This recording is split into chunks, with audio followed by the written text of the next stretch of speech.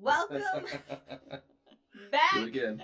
The Hangover with Cosmos. And pie. Cosmos, and we got pie. We got pie. We got pie. I have booze. It still counts. It's fine. It still counts. Why are the Skype emojis showing over here? Get out of here. All right. Anyway, fucking Skype. Anyway, hope everybody has some pie. They got your pie ready, or something fancy, or just a drink, or some water, whatever you got. You can celebrate with anything. So what is, speaking of pie, what is your favorite type of pie? Cherry pie. Cherry pie, Mike? Cherry pie. Mm-hmm. Jack Daniel's pecan pie. Rock Springs. It is the most magical pie I've ever had. That sounds good. Now I'm trying to think of like the best pie I've had. I have to get some because I'm in Phoenix. I can do that. It's like 40 minutes away, but I can do that. That's not that far. No, it's really not. Gosh, pecan pie is really good. I prefer a cherry pie slightly heated with some vanilla or vanilla bean ice cream. Now, some whipped cream. Do pizza pies count as pies in the oven? Well, they are like circles. meat pies or shepherd's pie. Pizza is that might be my main favorite kind of pie then. Yeah, pizza pie, definitely. So savory, it's pizza pie. If it's sweet, it's a cherry pie. What's your favorite pizza?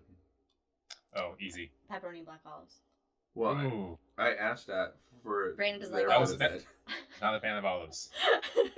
I'll tolerate them, but only just. Okay, what's yours, Brandon? Pepperoni pineapple. Pepperoni pineapple. I'm a man of culture. It's good.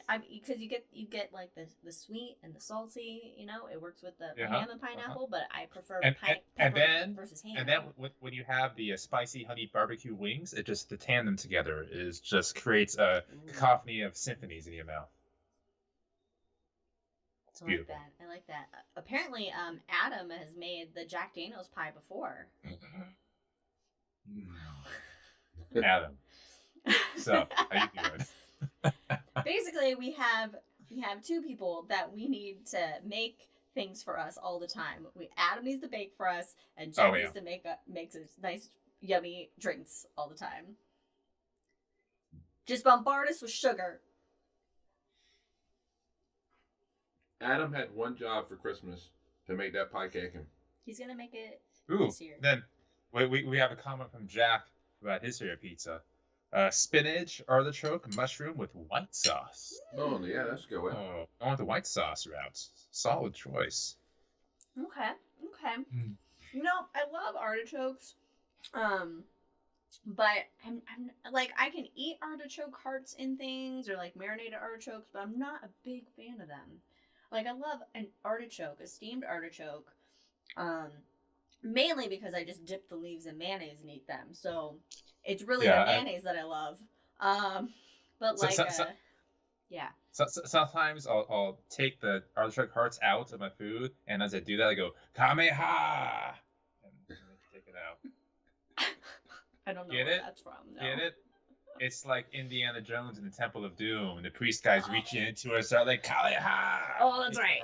That's right. So made a joke with artichoke hearts because you see, he was taking the heart out of the people, and the artichoke hearts is very similar. So I was doing that. I get it now. Thank you. Thank you for that. That was my least favorite Indiana Jones movie until Crystal Skull came out. So anyway, what were we talking about in The Hangover? Like, there were questions I think we had to answer, or we can keep talking Indiana Jones. Okay, well, we're going to talk about pie and a little bit about Pie Day, which we're going to leave to maybe someone who knows more about math than I do. But first, we do need to follow up on the Order of the Secret Rainbow Girls? I forgot what it's called already, but... Yeah, I already forgot. Here's the International Order of the Rainbow for girls. It is a Masonic youth service organization which teaches leadership training through community service and you have to be between 10 and 20. So that sounds fun. Good for them. Ageist.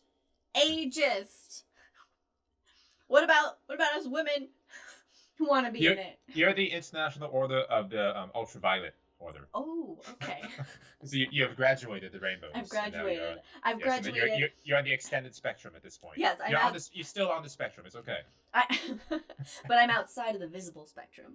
You can't see me. Is that because once you get past a certain age, society stops seeing you as a person?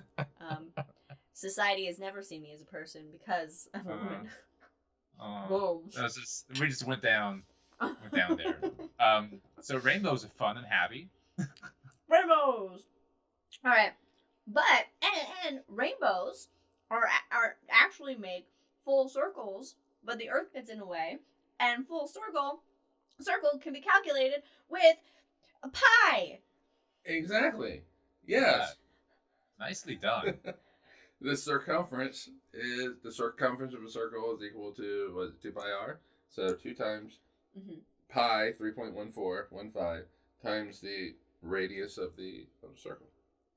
I would like to comment that when the symbol for pi was made, that they missed an opportunity, and that it should just look like maybe an upside down circle, or an upside down triangle. I'm sure that has to I know, like, actually delta mean something. Yeah, the upside down triangle. Is already lambda, right? Okay. So upside down triangle. I didn't know you could make triangles upside down. Oh, but they're just triangles. With the pointy end on the bottom. Yeah, so that Stab him with actually, the pointy end. Okay, so all right, pointy end down bottom has a mathematical meaning, and so but the pointy end at the top also has a meaning. No, then they should have made the symbol for pi look like a circle with a piece of pie cut out of it. So like Pac-Man. The symbol should a pie should be Pac-Man. I have a really dumb question. Okay. When was baking pies invented? Was it before or after the invention, the discovery of 3.14? It was probably... Well, they were baking before that. After somebody figured out how to make dough. Right, yeah, it's true. And then they I made guess bread. I guess it's like, what type of pie? This is just probably just a really dumb question. It's not a dumb question. When did they discover cooking? Probably with pie. Oh. When did the first person go, hey, let's take this round loaf of bread and make it sweet? I actually think that was I read this recently. It was like 1826. There was Sir Edding Bakington, and he decided to put some kind of dough in this rather large furnace he was using to, mold the clay and to harden it. And he goes, well, I'm just kind of tired with this. I'm just going to throw it in this baking furnace. And of course, his name being Bakington. I'm so sorry, guys. You went for a while with that one, though. Yeah, I was ancient Egyptians made pie. Okay, so ancient Egyptians made pie. What type of ancients? Like what kingdom? Because pie was what? Help. Who got pie? Who was that? It was before Archimedes. Like who figured out pie? Yeah. Oh.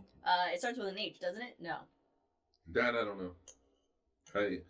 But somebody can look it up.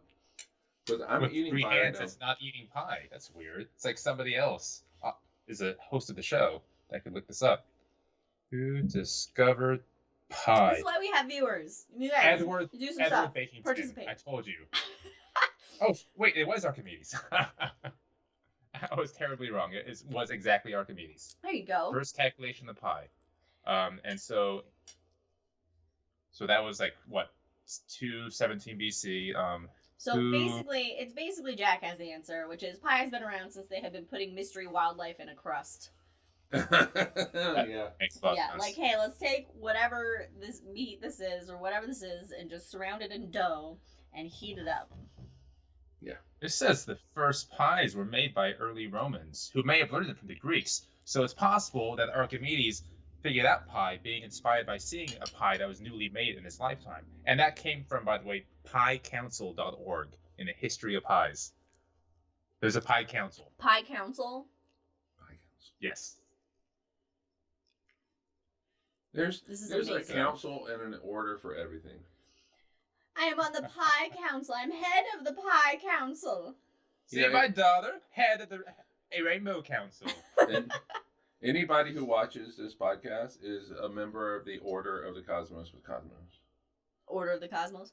And yeah, we're the council for That's it. better. So. That sounds better. Order of the Cosmos. Order of the Cosmos. Yeah, of because the we rule the Cosmos. universe, basically. Mm-hmm.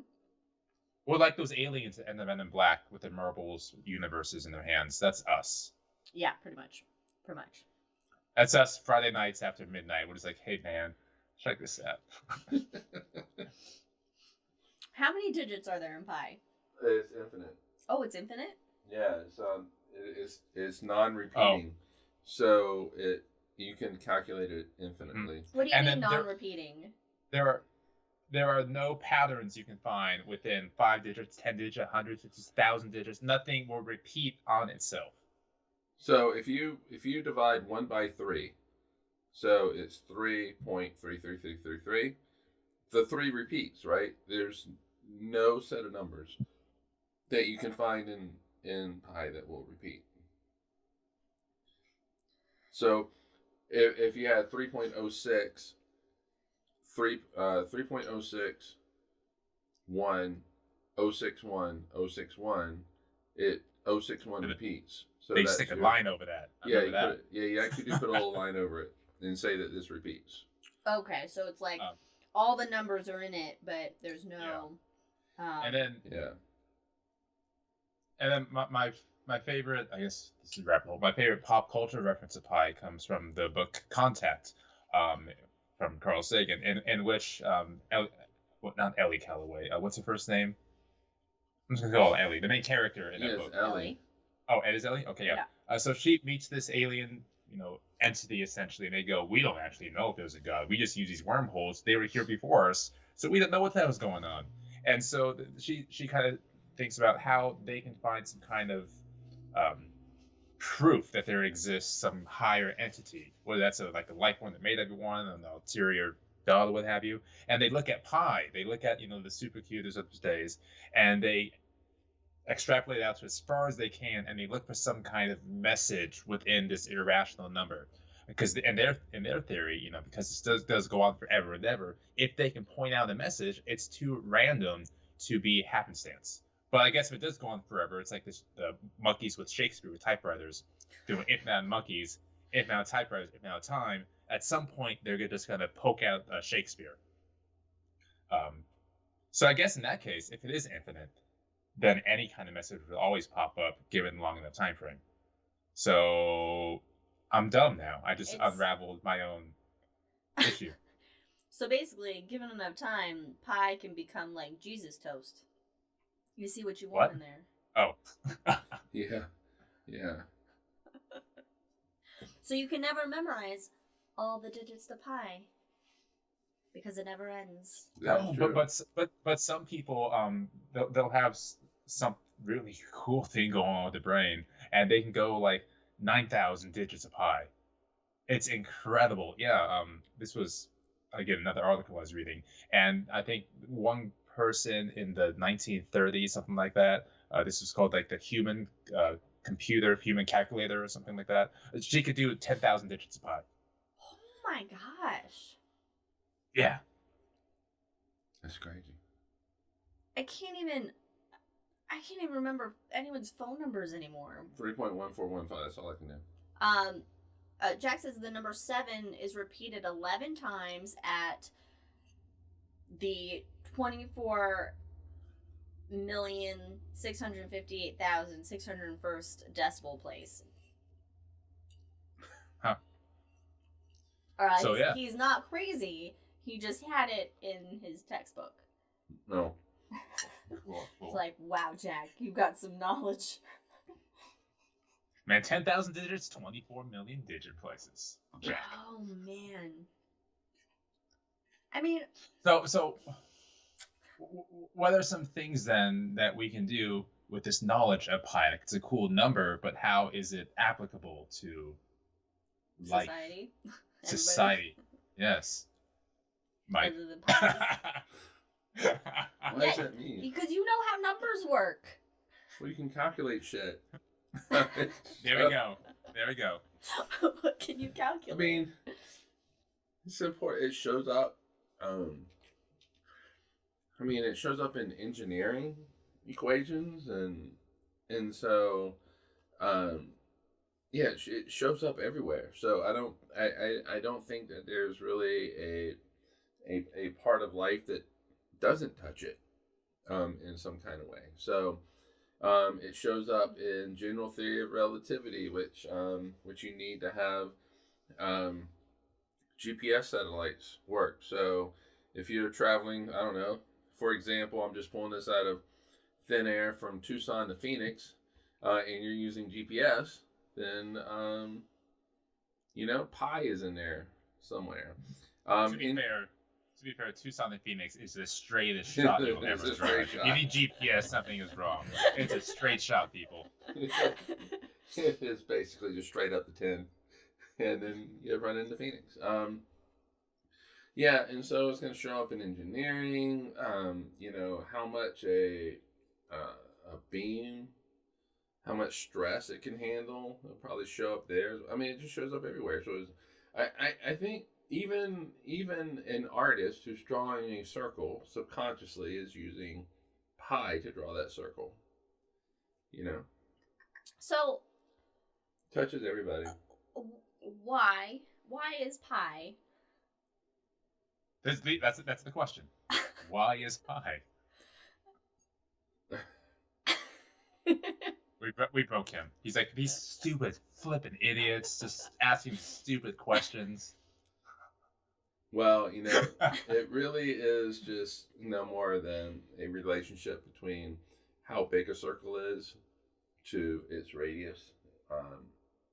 That's really all it is, but it just ends up showing up everywhere. I just don't get, how something like that is, how Archimedes figured it out. He was smart. Man. Well, I think it was just somebody going, hey, if I have a circle, if I have a stick that is 1 foot long, obviously they wouldn't use a foot in ancient Greece, and I make a circle with it, is that circle always going to be the same size? So is the circumference of that circle always going to be the same? And it turns out yes, and it is always what is it 2 times 3.14 times the radius is always that length. And so basically I could see Archimedes drawing a circle in the sand and then taking a string and measuring that and doing out the circumference and then measuring the length of that string, and he finds that it's always the same. Yeah, but how do you get to 3.145? Well, then it's just math at that point.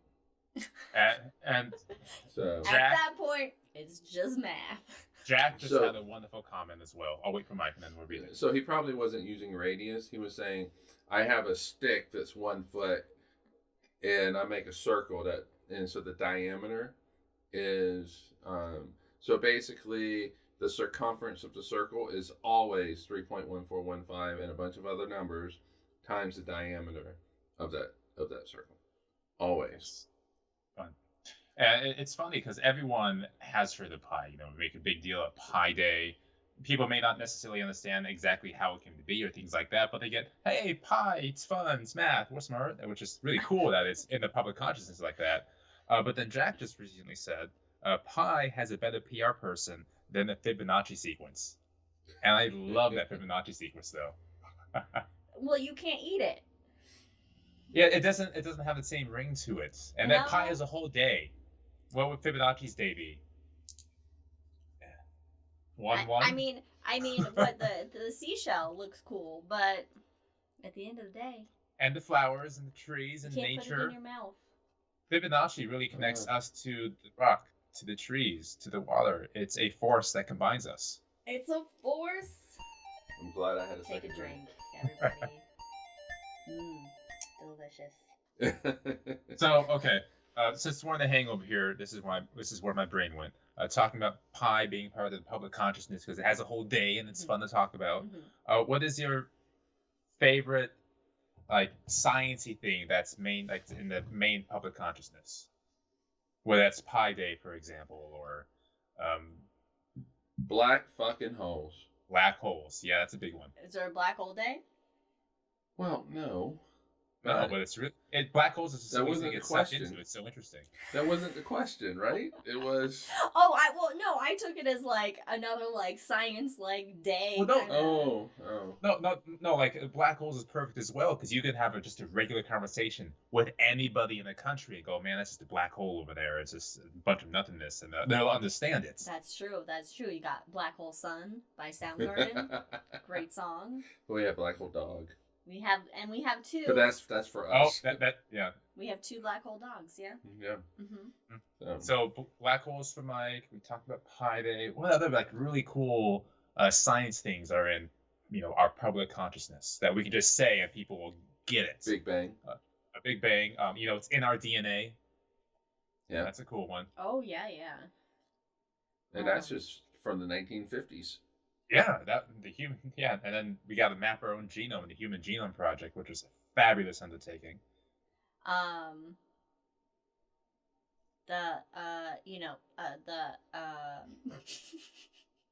about this? Stardust. We can land a man on the moon. Why can't we XYZ?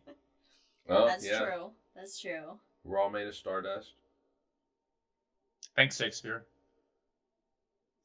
What? Shakespeare said that? Wasn't that Shakespeare? Like, we are such things as stars are made of. Some. Huh. Okay. Didn't know that. Oh. I think that was like the whole world is a stage. I think that was in like the same soliloquy or something like that. Okay. I could be terribly wrong. It's not like I majored in English. God, I don't know. Now I'm blanking of like things. Space shuttles are always in. Everyone knows about the space shuttle. NASA's always there. NASA's full of smart people. Yeah, now they think NASA's dead because they don't have the space. Oh, that's the worst. But SpaceX is doing a good job about that. Isn't SpaceX just NASA now? No. No. They better learn how to land that The big Grand rocket. Tour. The Grand Tour, because that's like the Grand Tour is like a car show, and then it's all based on Voyager's Grand Tour. Mm-hmm. All right. Yeah. Okay. I don't know, man. No, now I'm just interested in this. How does science permeate in pop culture? I think it permeates in a lot of subtle ways. Yeah. That I don't think you even Oh yeah, think absolutely. about or recognize, really. I think it needs to permeate a whole hell of a lot more. Right. But Somewhere over the rainbow. Oh, look at you. That counts. Yeah. That counts. Okay, so Jack says Fibonacci Day was back on January 1st of year 3. Like the real year 3, or But it's 1-1. It's 1-1, 2, 3, 5, right? Am I remembering that correctly? 1, 1, 3, 5, 8, 13, so on and so forth. you have to give them a little bit because there's a little delay. Okay. The next one is March 8th, 2040, and August 3rd, 2040. Birthday. How old are you going to be in 2040, Brandon? 50. Oh, shit. Why did you ask me that? 'Cause that's gonna bring up your own mortality. That was a stupid thing to do. I'll be just about to enter my second term as president.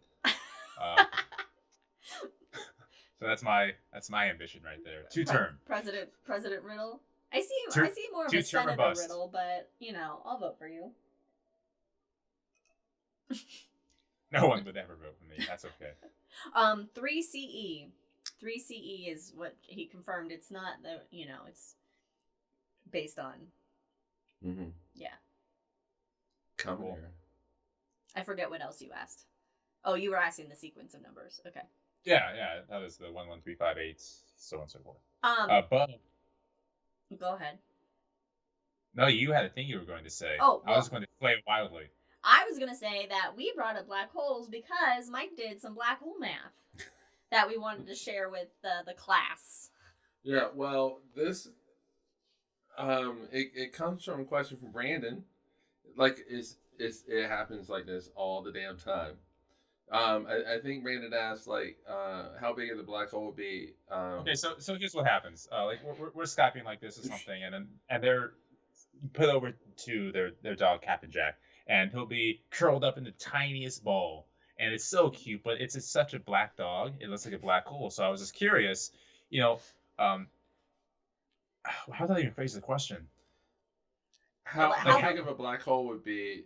How big would a Jack-sized black hole be? Yeah, like what that mass be except that black hole. Yeah. So we figure Jack's about 2.5 feet long. So using pi.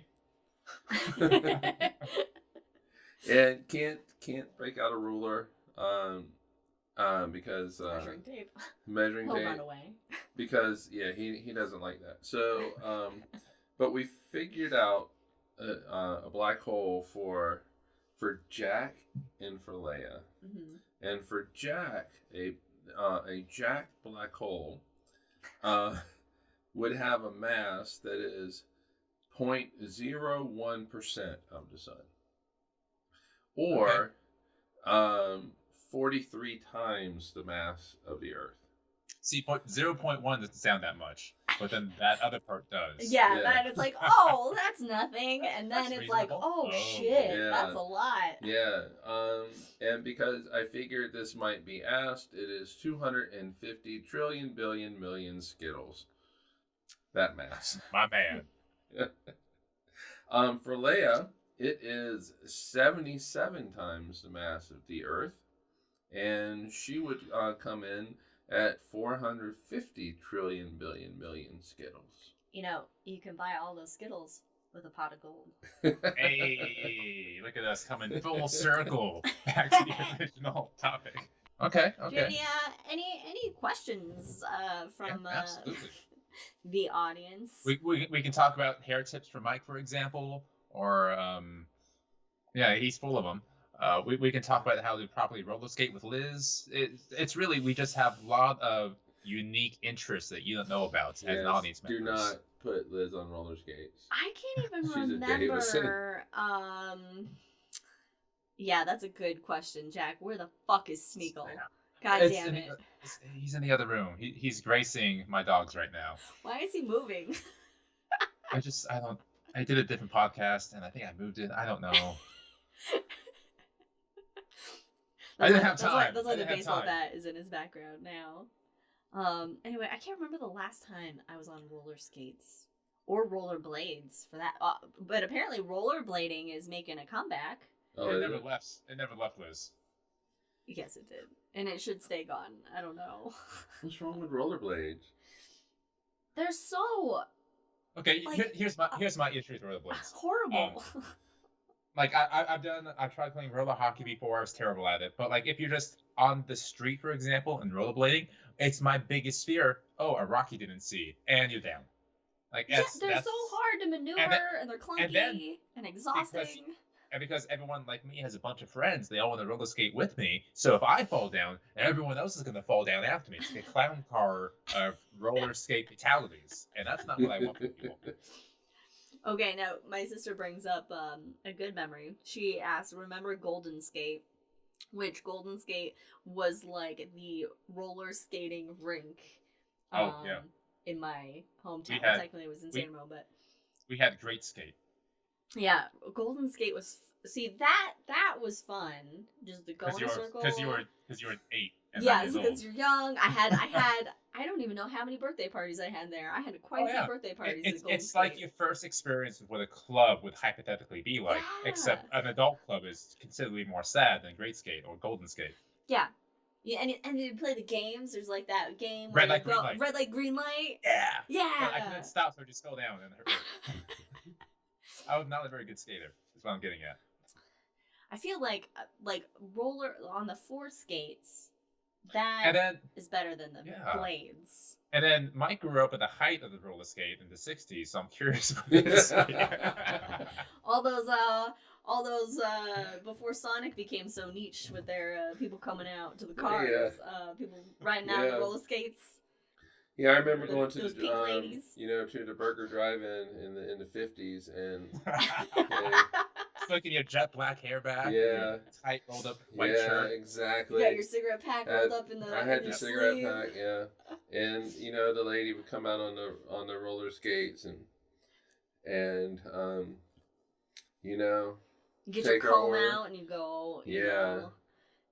Comb your hair over to the side. Yeah, and in the car next to us, you got the old doo-wop group going there, just harmonizing. Just doo-wopping. Yeah, doo-wopping. I don't know. And then What was it like when you were? What was it like when you were roommates with Buddy Holly for a couple years there? Well, he had the big teeth, big glasses. And then he would have this big bopper friend come over. It's just like Buddy Holly. Weezer. And it was good. And I told him not to get on that plane. I told him, I'm like, dude, man, you're gonna die. Jack says your prom was on roller skates. It was quite a sock hop. Yeah. And then when I was in high school in the '40s, that was fun. We didn't have roller skates then. Yeah, that's bad. Yeah, I was gonna make a joke. That's when you were still ducking, covering under your desk, but you probably did that in the '80s. So I did that. That's how we practice earthquake drills. Yeah. Yeah. Because California, the desk's gonna help a lot. Actually, you know what? I never had a nuclear bomb drill. That's good. Yeah. I think by that point it was, and I think later on, towards the end of the Cold War, they just realized, just don't. It's just better not to think about it. At that point, I don't think it mattered because bomb goes off, you're vaporized anyway. Yeah. I'm willing to bet, I'm gonna spitball here when it comes to American culture, that drop and cover, getting under your desk, that was really a way to, again, permeates the idea that the Russians are bad and that it's influencing every aspect of life. So we had to ingrain that into our society to learn how to hate properly. And so later on in the Cold War, when it's already ingrained, we didn't need that because we already knew the Wolverines in high school could defeat the Ruskies if they came over. So we needed that instilled fear in the beginning. And later on, we're good now. We understand that they're the evil empire. Yeah. So that's a culture 101 with Brandon. That's yeah. Oh, but now, it's North Korea. Yeah, then when they did the remake. Yeah, the remake is North Korea and not Russia. I never saw it. I never saw it either. I don't want to. No. I also never saw the original. You never saw the original? You never saw the original? No. Dude, I just saw War Games for the first time like 5 months ago. Shall we play a game? And Matthew's Balderic like, yeah, I want to play chess. What are you doing, kid? With the basically the dial up where he put the phone on the thing. Yeah. It's actually a really fun movie though. So the very beginning of War Games, I think I mentioned this in the podcast after I watched the show. Movie. But the very first 10 minutes of War Games, it's such a realistic depiction of what would happen, or what probably happened a couple times, when instruments malfunctioning and somebody is refusing to launch a bomb. The Russians are attacking us now. We need to launch this at the exact moment. Why won't you do it? And there's this one guy with a key saying, "Nah, man, I can't do it." And that's happened before. There's this Russian guy, I forget his name. But there was a flock of geese that the radar was picking up, but it looked like a barrage of weapons, of nuclear warheads, was coming over to Moscow, and everybody was freaking out. But this one guy said, "I think I saw this before. I'm not doing it." So it was based off this one guy realizing that it was a flock of geese as opposed to an armada of nuclear warheads coming, because that would have been the end of everything. Wow. So it took one dude's gut instinct not to annihilate the whole world. That's got to be a hard job, being the one with much that's pressure. That's No one person should have that power. No, anybody should have that power. No one should have that power. We should not have that power. We are not mature enough. No. civilization to have that power. We are still in the horse and buggy age of technology. Yeah, we are. Yeah, we're not gonna get out of the horse and buggy. Age. Jack says he had nuclear drills in the 80s because it was also their tornado shelter. Oh. Well, there you go. Where did he? I wonder where Jack grew up.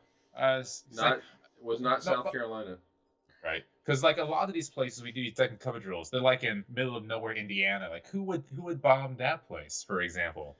So I can understand the big cities trying to ingrain that in kids, but I think it was just widespread. If I'm in Wisconsin, I think it's just widespread fear throughout the whole country, so everybody did it because you don't know, where it's come from, where it's going to land, the effects of it. And to be fair, there were enough warheads at the peak that it didn't matter. They can just kind of, buckshot the entire country and call it a day.